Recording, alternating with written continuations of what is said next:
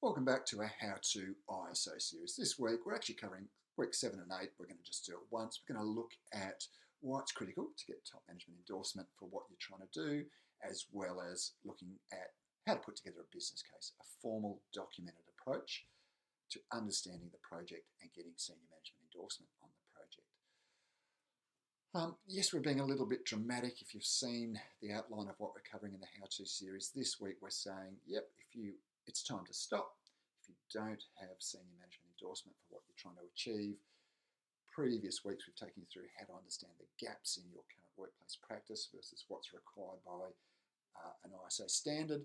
Now, if you're about to commence implementation, we're actually saying stop, down tools, make sure, even if that you have that kind of senior management endorsement and understanding and support. If it's not there, actually down tools, spend some time communicating with, coaching, helping your senior management understand what's involved and their role in an effective implementation project. Okay, now, yes, we're also covering the business case, as really we often cover in this series, we're covering why these things are important, how you could go about it, and the business case is really the how part of it. Okay, this week, and we'll look at an example of that. Now, slide up there, which I'll explain in a moment, it's looking at why do projects fail. Very often, though, in our experience, when we go into assist an organisation where they've struggled to effectively implement a management system, is the core reason is they're not, as a business, they're not even treating it as a project. I'm the senior manager, we need a safety system, I'll just lump that on the safety manager without any real understanding of the work involved, the resources required, the focus, the dedication required, things like that. Now, the problem with that is you're almost setting, I've got some reasons up on the screen here we'll talk about in a moment as to why projects fail, but if you framed it that way, it's not even perceived in the business, not even treated as a project. So you're not even getting past first base, and there's some real challenges around that. So yes, let's start to frame the implementation of the management system as a discrete project in the business that needs some project planning and management methodologies applied to it. Okay, a little bit of insight from the slides here. Yes, why do projects fail? This is from an organisation called Project Management Institute, and they conduct surveys every year as looking at what's success factors or why projects fail as well. Some of the top factors there, and there's a link to the full study if you want to see it down the bottom, but it's really things like, if we break down a couple of the top ones there, having a lack of clarity about what we're trying to achieve and the objectives for the management system, the management system implementation, a lack of top management endorsement and support, poor communication, lack of resourcing, not understanding the risks and opportunities in implementation, being, changing organisational objectives, things like that can really impact on any project, and I think they're all very applicable to the project of implementing your management system as well.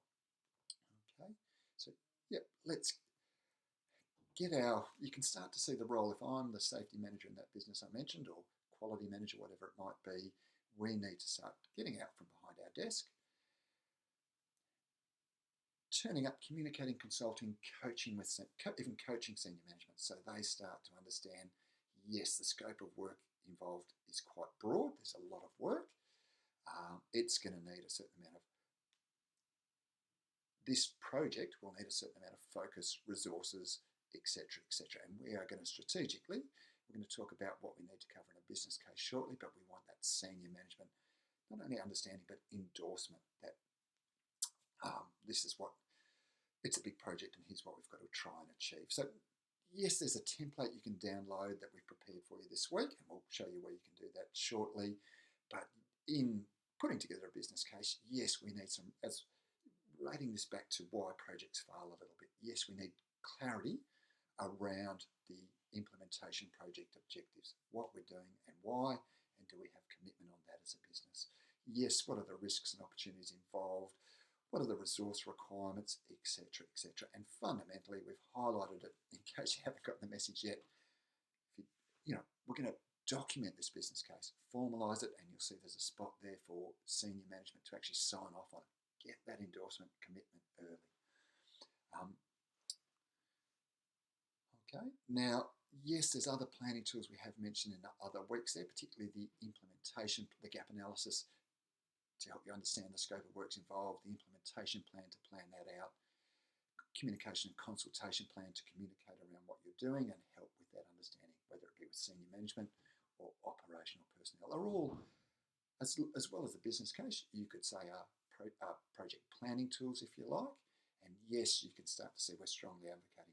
Don't just launch into, here's the gaps in our system and coming up with procedures or policies to fulfill, to address those gaps. Actually spend a little bit of time. Okay, look, a lot of work to cover. Let's take a planned approach to that. Any project management course you go to, they'll talk about the importance of project planning, management and monitoring. And yes, we're advocating you need a level of planning for this to be successful. So yes, those tools we've just mentioned, as well as a business case, very simple template, 2-page template for you to use, covering some of those headings we've just talked about, is available on our website, irmsystems.com.au. On the resources page, any of the resources we mentioned in this how-to series, you will see they'll be available for you to download there. They're free of charge. We don't ask for your email or anything like that. If you want to reach out and contact us, get any more background to help you in your journey to achieve certification, feel free to reach out. We hope you are enjoying the series.